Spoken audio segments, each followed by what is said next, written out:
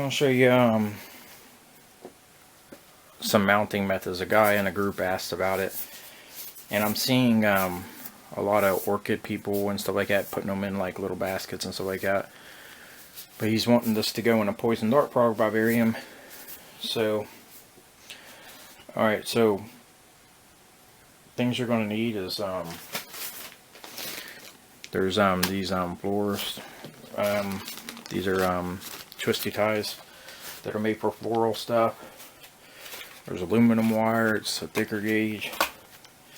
This I use for vaping, but I've been using it. I stopped using this wire and went on to something else. So I got a whole spool of it. So this is what I'm going to be using for this.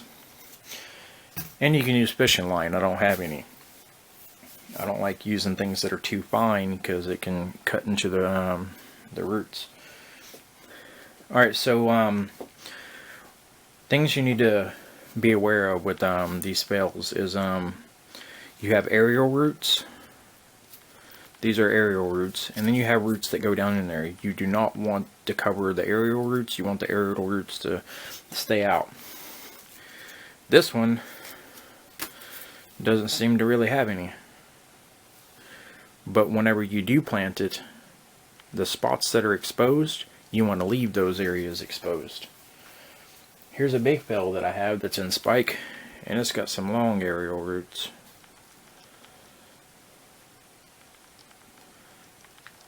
And the way that I grow this one is I have it in its original pot, and I just let it hang like that. And it does great. It actually just spiked a couple months ago, and it's already spiking again, so apparently it's pretty happy. I got these two discounted at the local grocery store, and they're in really good shape. So yeah, you see them in grocery stores, but the grocery stores don't come up and water the tops. They grow in the wild like this, with the crowns pointing down, because if water collects in the crowns, it'll get crown rot, and you don't want that. Yes, I'm wearing gloves, but if you are a smoker, you never want to touch orchids. Orchids are very, very sensitive to nicotine. Back whenever I was a smoker, I tried to keep orchids, and they kept dying and kept dying and kept dying, and I asked why, and they said, "Are you a smoker?" And I'm like, "Yeah." So I'm not a smoker anymore. Alright, so what we're going to do, we're going to take it out of here. Looks like they just had cocoa powder or something on there. Some kind of sponge. Alright, so we're just going to pull this spongy stuff off all the roots.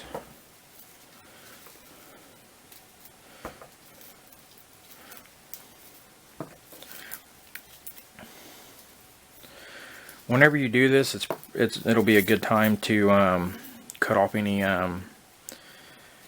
dead root. When that one broke off, I didn't really mean to break it off. You don't really want to break them off. But this one's healthy. The dead ones are going to be flat and dry.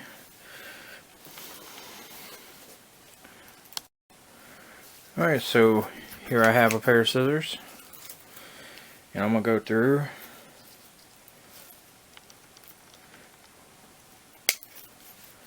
and clip off the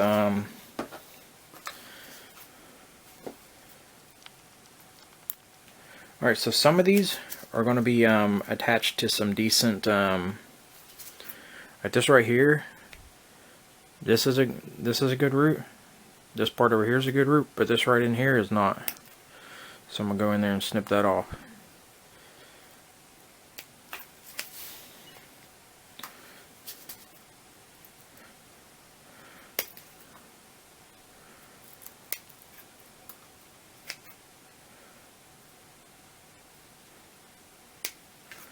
See, these are attached. There's a root cluster here, but this one, these couple in the center that I just clipped, they're dead.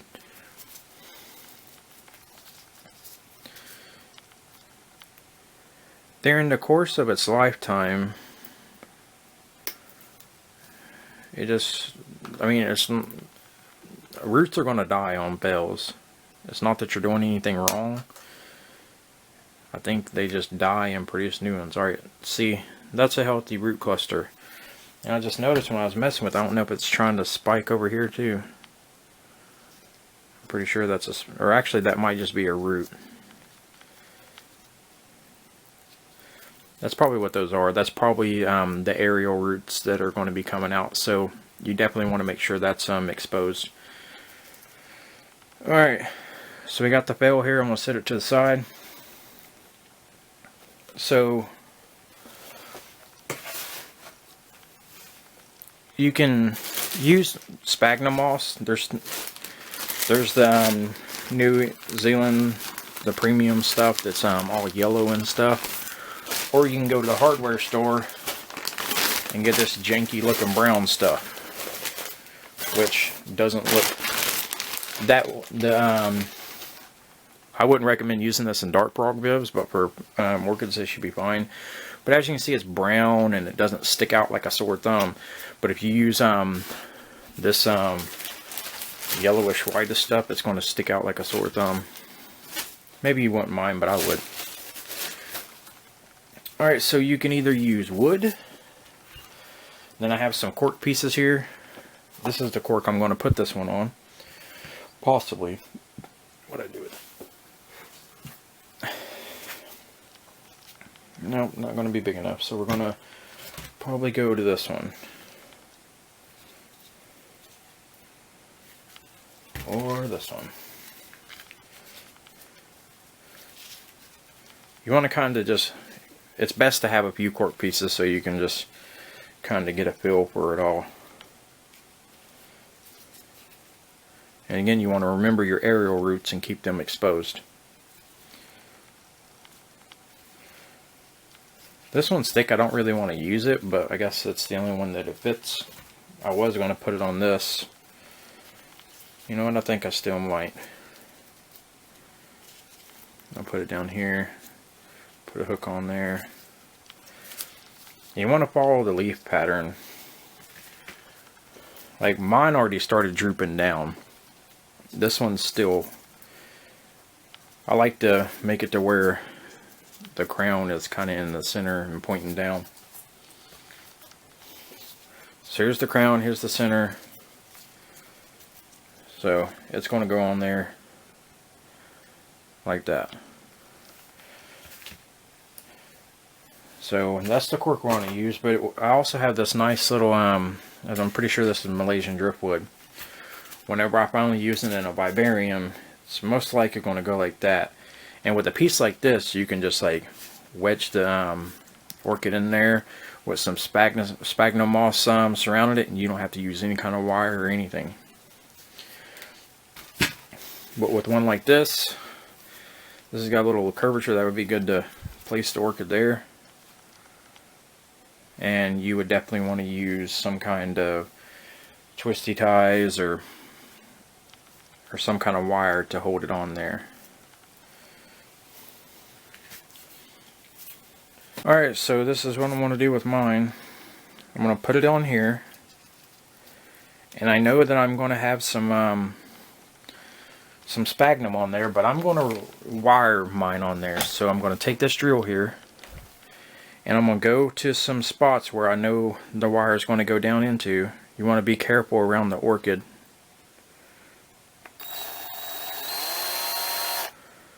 Let's score the wood. I think I can see that. Yep. Then one here. You want to be careful around those roots. And we'll go with one here.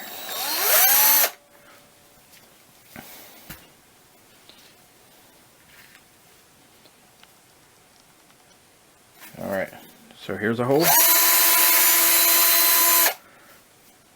Here was a hole. And right there.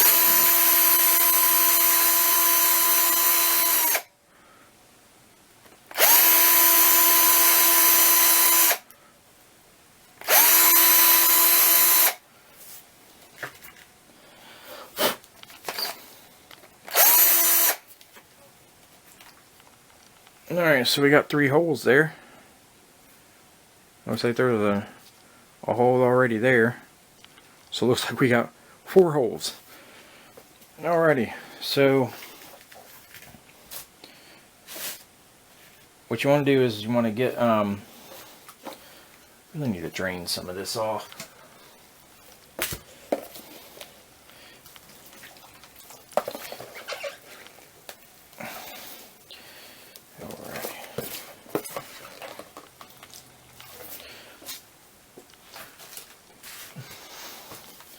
Alright, so we got our clump of sphagnum moss. So what I'm going to do is I'll put a little bit.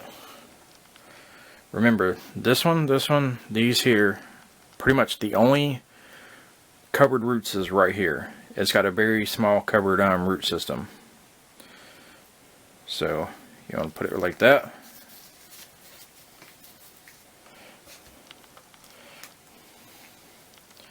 And put it like that. So this is how it's going to be mounted.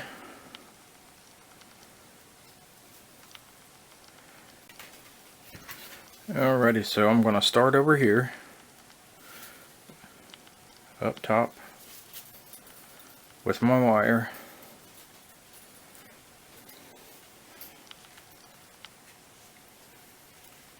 And we'll put it on there. Position it how I want it.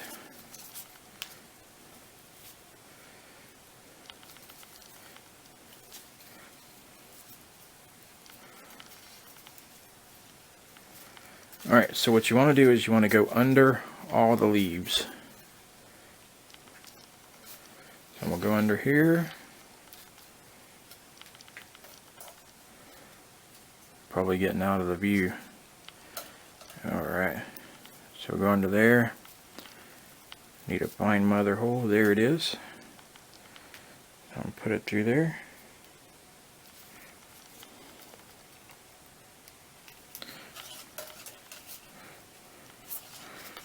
Oh.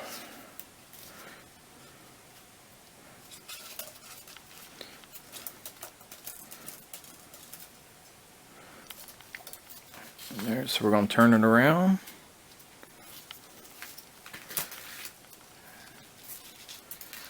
Give it a little bit of a twist.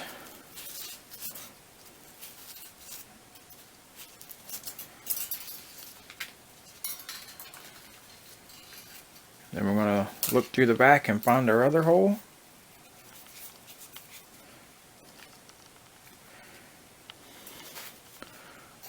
This has got a bend on the end.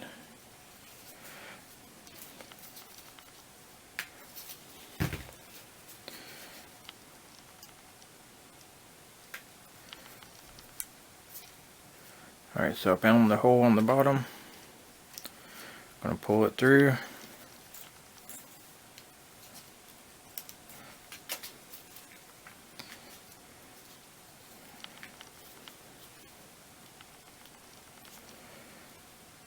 So then we're going to go under these leaves here.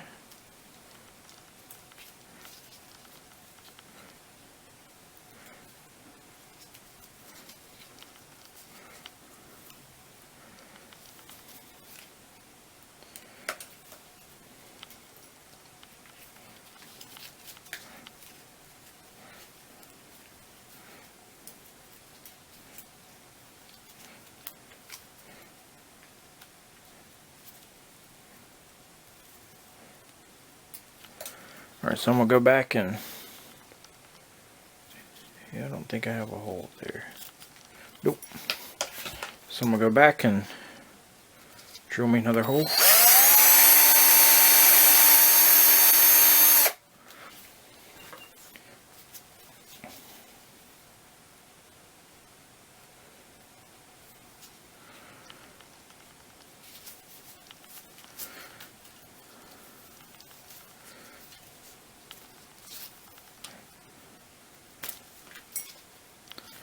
Alright. Then we're going to twist it around the other wires.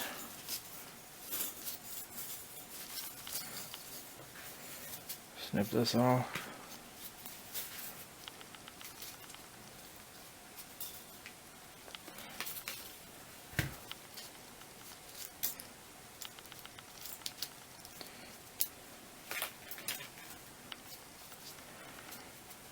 Alright, and there you go.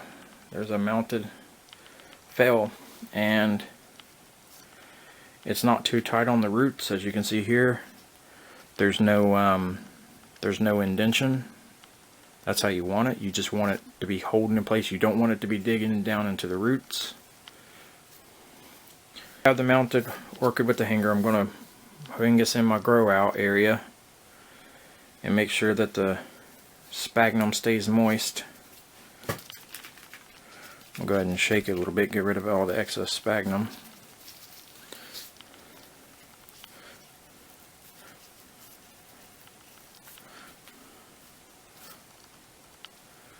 Yeah, the biggest steps that you can take is make sure your crown's pointing out or down so water doesn't collect. Keep your aerial roots out of the moss and everything like that. And if you run your wires good enough, you won't even see it. Like as it's hanging, you can't really even see the wires. I don't recommend putting these phales in smaller vivariums because they do get big. Like I've actually seen phales with leaves like that big. Like these leaves right here pale in comparison to these. I mean, I've seen ones that like were down to here. It does take a while for them to get that way, so if you want to put it in the tank, but make sure whatever you put it on and stuff like that, it's not permanent and it can be removed. Alright, well, I hope this it was helpful. Later, folks.